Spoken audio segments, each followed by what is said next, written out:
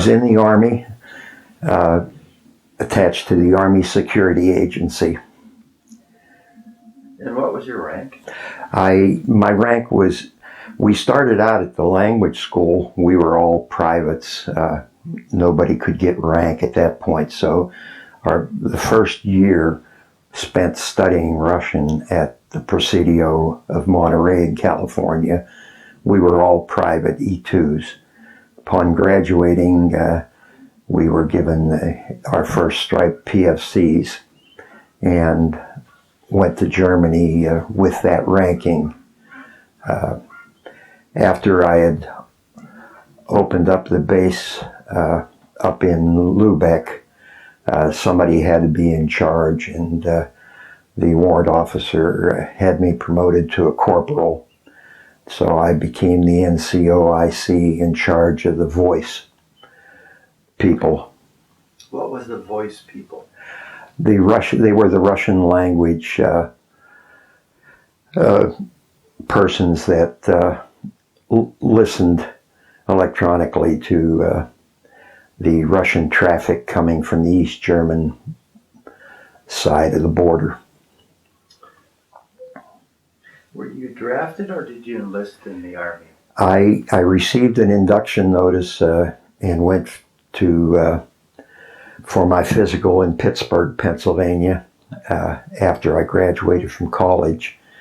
Talked to a number of recruiters at that time, and one recruiter wanted me for OCS for the artillery school in Fort Sill, Oklahoma, and another talked to me about the Army Security Agency, and had pretty much assured me that I could go to the language school. And luckily there were openings in the Russian studies at the language school, and they guaranteed me that after basic that I would be sent there. What was basic training like? Oh, basic training wasn't too bad. It was only an 8-week course for those of us that were going to go on to the Army Security Agency. So it wasn't too difficult. We had the usual calisthenics, the marching, and qualifying on the rifle range. But we were pretty much everybody in our barracks were college graduates, and none of us were too gung-ho about being infantrymen. We were there to go on to something bigger than that in our eyes. So we put up with what we had to, but how many were there? Gee, I really can't tell you how many were in the barracks. At the language school, we were broken up into classes of 6. So we had 6 hours of classes a day with 6 different Russian professors, and there were 6, as I say, in the class, varying ranks. In my particular group, there was a captain from the Canadian forces, 1 or 2 sergeants, and the rest of us were privates. We started out our first day of class being treated like newborn babies. Weren't allowed to speak a word of English. And we progressed learning how to speak Russian as a baby would. There was no such thing as grammar or syntax. I mean, it was just raw vocabulary. The books that we received were almost like comic books. They were individual skits with new vocabulary being addressed to each skit. We would be given an assignment from each class of the skit and of the vocabulary, and we would come into class and we would act out the skits. I can recall one where I was a pilot in a U.S. plane being shot down over Russian territory, and I was proceeding to parachute out of the plane, standing on the professor's desk. I was captured by some Russian peasants who called in the NKVD, who carted me off for interrogation. And this is the way we learned the Russian language. It was very intense, and as I said, we had a different professor for each class, 6 classes a day. How was your normal day? What was it like a routine? Our normal day, we would, of course, would be reveille. We would be called out, given a half an hour to be out in front of the barracks for roll call. We, of course, being smarter than the average young grunt in the Army, we didn't bother dressing in our uniforms. We threw. It was in Monterey, being on the bay. You never wore summer outfits. It was always winter dress. So we threw on our overcoats and appeared on the parade field as if we were in uniform. Answered roll call. Then we would go off to breakfast, and from there we would go off to the classrooms. Break for lunch, class in the afternoon. We would break in the early afternoon. I guess we'd be probably somewhere around 3 o'clock. We'd be out of school, and those of us that had some transportation would head over to Carmel Beach, and we'd get a little exercise on the beach and possibly do a little study, and then came back to base for our dinner. And we weren't treated as Army personnel at all. The company commander was not allowed to approach us for any Army duties whatsoever. We were there to learn a language, and so from an Army standpoint, it was very easy. We wore uniforms, and that was the extent of being in the Army. But it was intense. Do any of the teachers stand out in your mind that you had these professors? Yeah, we had one called himself Prince Romanov. He said he was a descendant from the Romanov dynasty. The Queen was being the coronation of the Queen of England took place in that year of 54, and he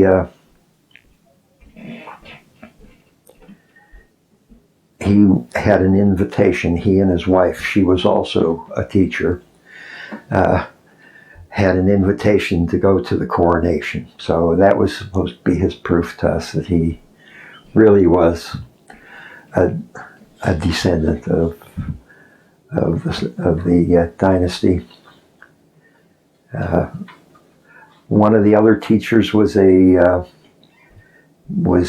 had been a captain of a Russian ship, and he deserted and stayed in the U.S. and ended up being one of the professors.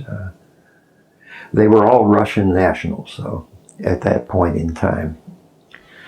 The wife and I went back to the school, excuse me, in the early 2000s. I had to go out to California on business, so we stopped down at Monterey and spent some time there.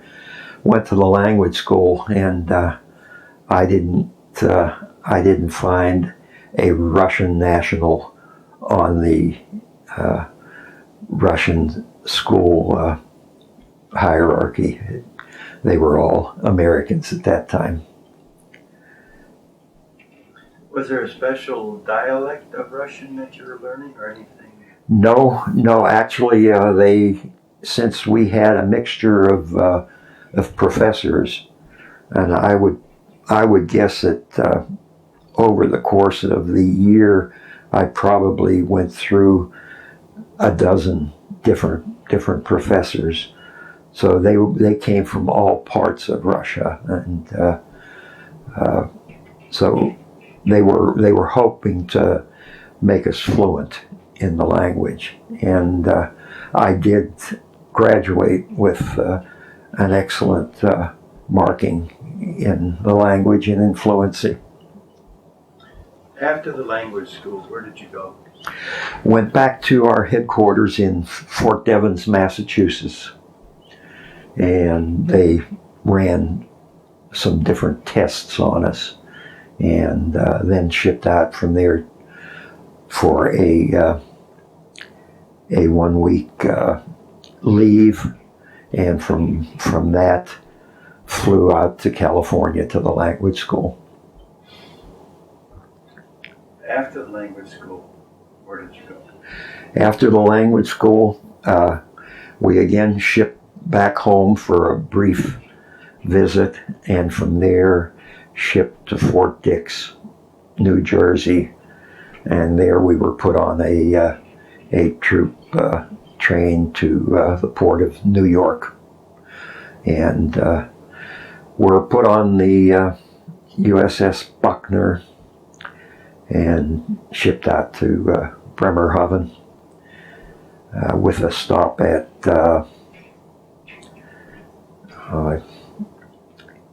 in England. I can't, at this point, my memory is drawing a blank. But we stopped there for a day and then on to Bremerhaven. How long did the journey take?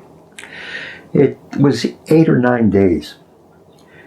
We went across the North Atlantic. We didn't take the southern route, so it was a very rough trip. And there were a group of us. We learned early in the morning so that we didn't have to clean up after the troops that were sick. We learned how to get up on deck and to avoid things. So we spent most of our time on deck freezing. 3 times. Yeah.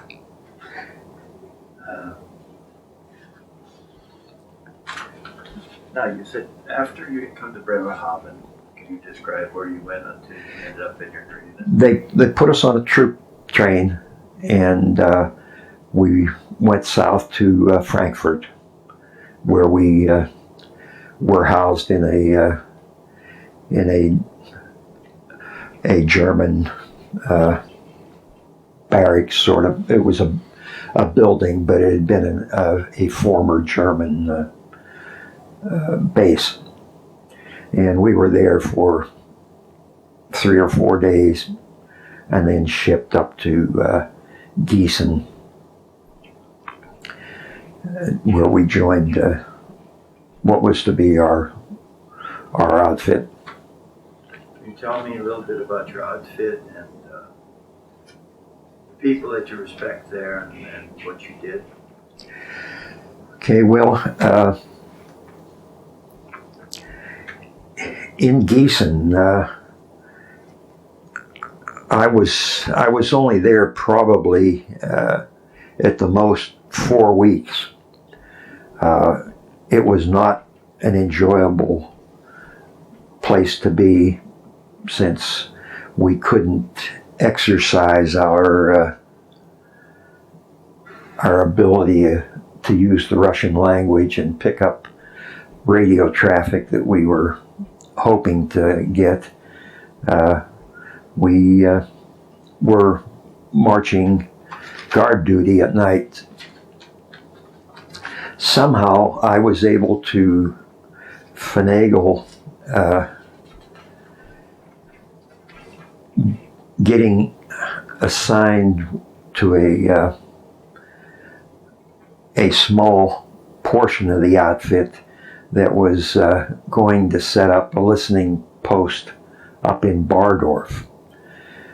So we loaded up a semi and made a number of trips up to Bardorf, taking the tents and what have you up there, and erected a tent city with our big squad tents and our pot-bellied stoves and what have you. Set up our hutments and our antennas for listening, and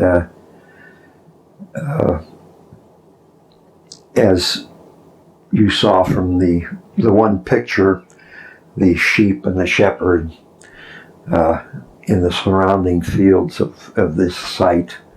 There was a little guest house down on the East German border, down there where you saw the picture of me with the border guard, where we had slipped down to in the evenings to have some beer. It was a farmhouse, barn, guest house combination.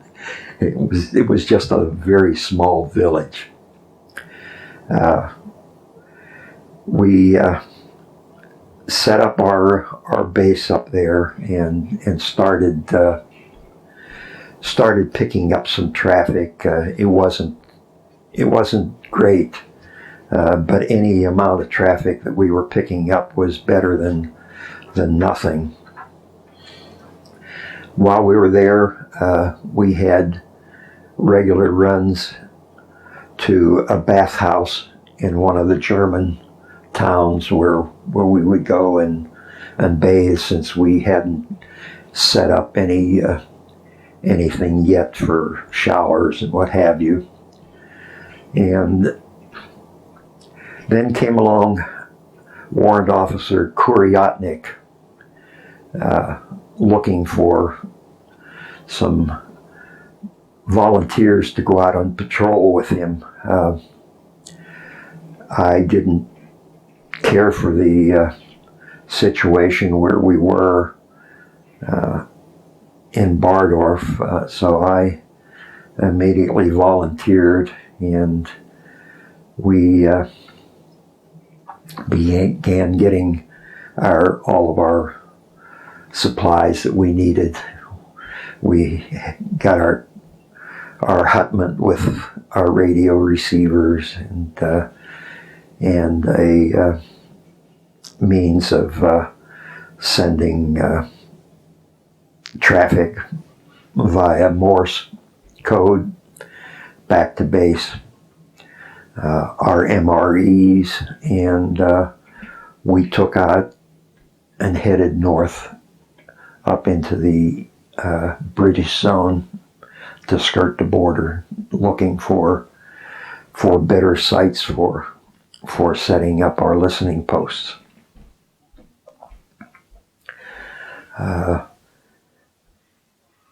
Now, you mentioned to me that you were shot at once. Yes, we got up to a wooded area that we were going to back into, and my buddy Chirp was driving the hutment, and we were backing him in, and we heard what sounded like a shot, and sure enough, there was a bullet hole in our hutment, and we got out of there very quickly. At this point, since we weren't around any kind of an area of any little towns or anything, there was no fencing at the border, and we mistakenly apparently backed across the border, and luckily the border guard was just warning us. Now, you also mentioned that you ended up living in a German mansion. Yes, when we finished up in Travemünde, and Koryatnik had gone back to base. When he came back, he had us pack up, and we headed south a number of kilometers to a town called Lübeck, which was a very picturesque, nice city. And we pulled up to a 20-room mansion at number 10 Jürgen Wollenstrasser, and he said, "This is your home." We were greeted at the door by a couple sergeants who were living there. I don't know whether they were newly arrived also, or whether they had been there for a short period of time, but they manned a direction finding base on the East German border. After we had settled in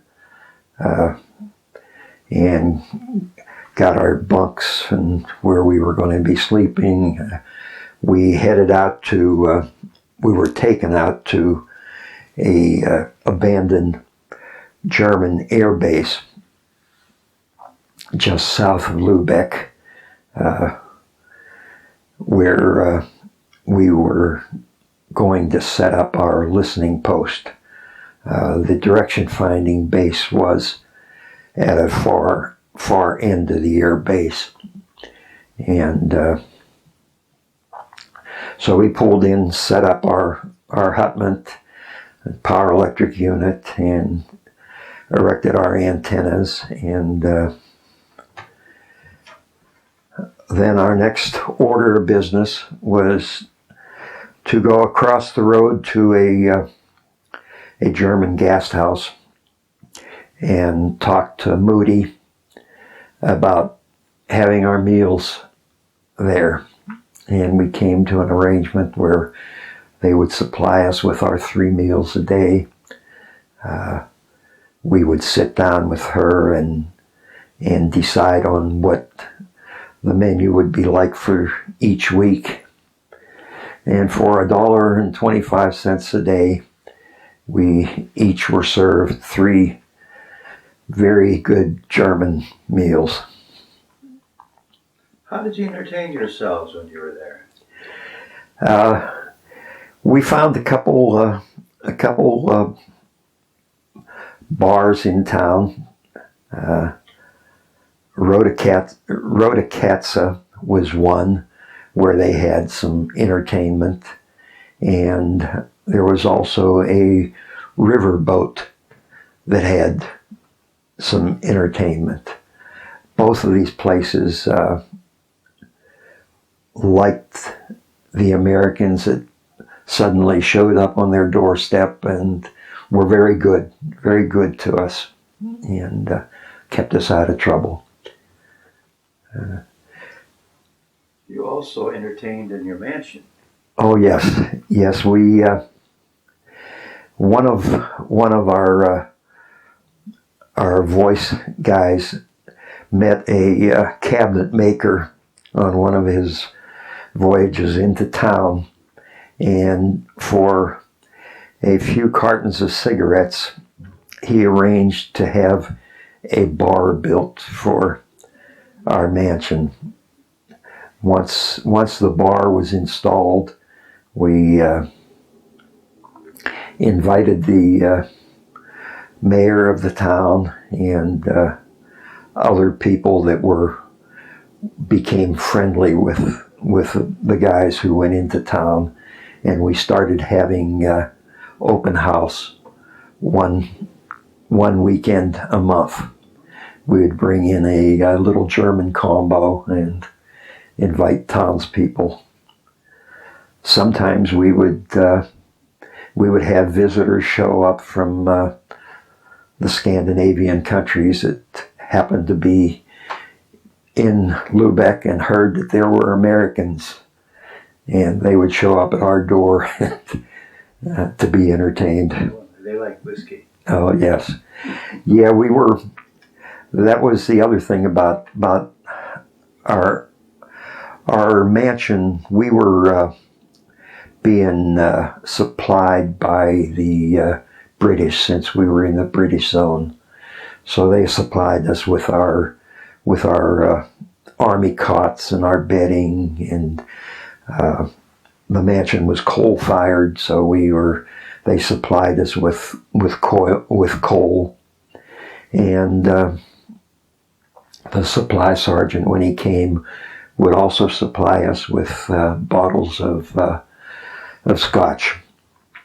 It was funny, the British officers that were living next door, they were given a monthly ration, and if when the sergeant came they still had leftovers in their ration, they didn't get their next month's ration. Whereas we were able to get as much as we wanted. Now, during this time, how did you keep in touch with your family? We only had visitors from our base came in once a month. They would come in and would paymaster. They would supply us with our pay for the month. We had couriers that started coming, not frequently in the beginning, because we didn't have that much traffic until we really got set up with a decent antenna. But once the couriers start coming in to pick up our recorded Russian transmissions, because as we got them, we would be dictating what it was we were getting and what frequency it was on, and we would record the transmissions. The couriers would take that back to the base to be transcribed and sent on to Arlington Hall in Virginia. So the couriers would take any mail that we had. Where did you go on leave when you left there? You showed me some pictures of Europe. The wonderful thing about the way we were set up, all we had to guarantee was that we had the radios manned 24 hours a day by one of us. And also the same way with the radio operators, the Morse code people.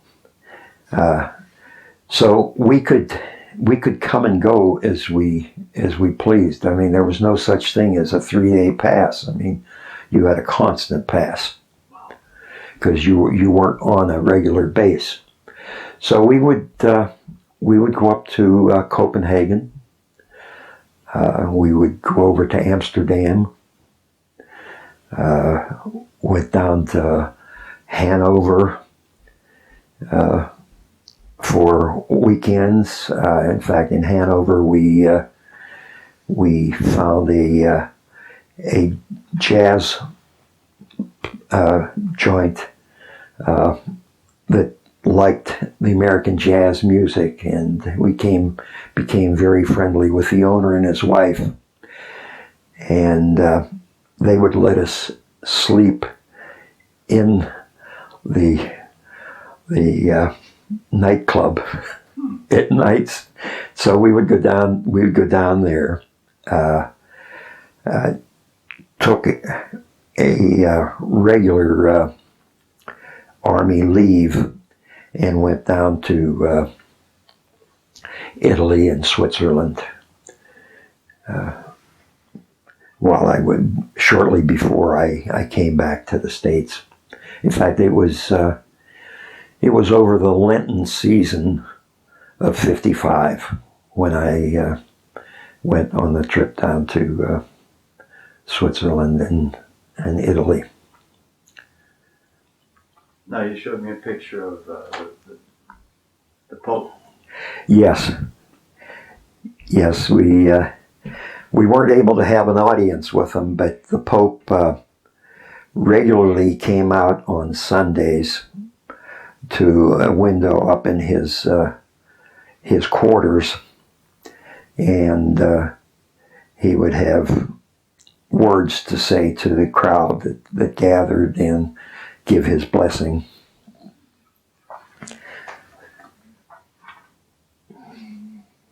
Did faith play a big role in your life in the military? Since we were no, it really didn't, because we weren't. I wasn't on any kind of a base where we had any. We weren't exposed to chaplains. Skirting the East German border and living in pup tents the way we were. I mean, we weren't exposed to any towns. We were always out away from population. So no, unfortunately, it didn't. What did you think of your fellow officers or warrant officers and your fellow soldiers? Soldiers were great. As far as the warrant officer, Kuryatnik, he was fine. I mean, he didn't treat us as underlings. He was just there to see that we were able to do our jobs. As far as officers were concerned, we didn't have any officer assigned to us up in Lubeck at that time. They came at a later date, and that officer was a captain. He was at the end of his career, and he lived in a hotel, and we lived in the mansion, so we didn't see much of him. Can you recall the day when your service ended? I can recall the trip back from Europe, since I was a corporal at the time. I came on board. I was treated as an NCO, and my duty was to escort some undesirables back to the U.S., and their duties were in the mess hall. So my days were spent sitting in the mess hall and getting plenty to eat. Did you go back to school when you left the military? Did you use the GI Bill? No, I didn't. I came back before I went to the service. My intentions were to go to law school, but I, of course, was going to be drafted, and I wouldn't be able to get a deferment until I started school, and that wasn't going to happen since they were taking me that quickly. So when I came back, and I was contacted by the NSA the day I got home, I should go back. When I was at Lubeck, we had a captain from the NSA visit our site. And since I was the NCOIC, he spent his time with me going over what we were doing and how we were doing it. And we were, according to some buddies that were at Arlington Hall in Washington, we were one of the best listening posts for the Russian language for the NSA. So he asked me if I'd be interested in working for them when I got out, and I said, yeah, I would consider it. So they contacted me the day I got home, and I flew down to Washington, and they were housed in barracks that were built along the reflecting pool in Washington. They're not there now. At some point in time, they were torn down, but that was the base for the NSA.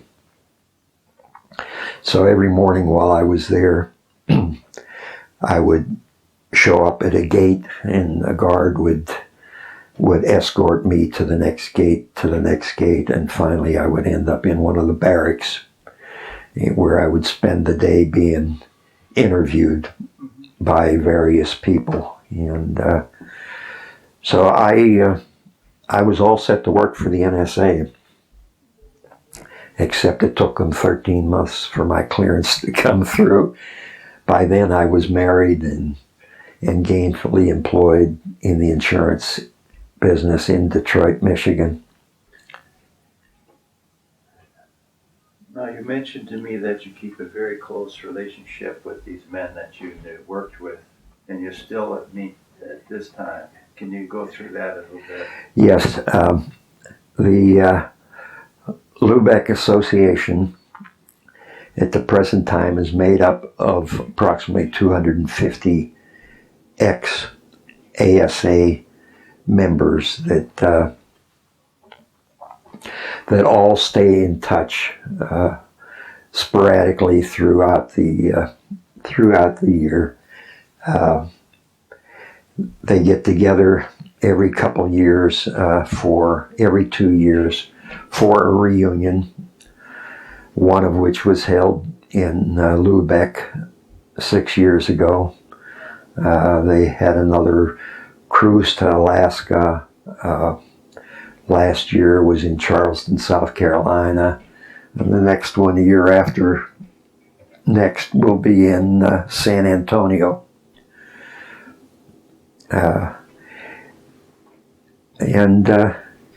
Yeah, we hear from each other on Facebook or emails.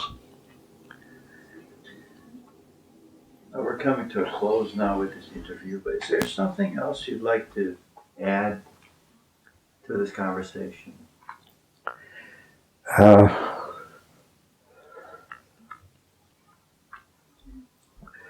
I guess what I'd like to say is my time with the Army Security Agency was very enjoyable.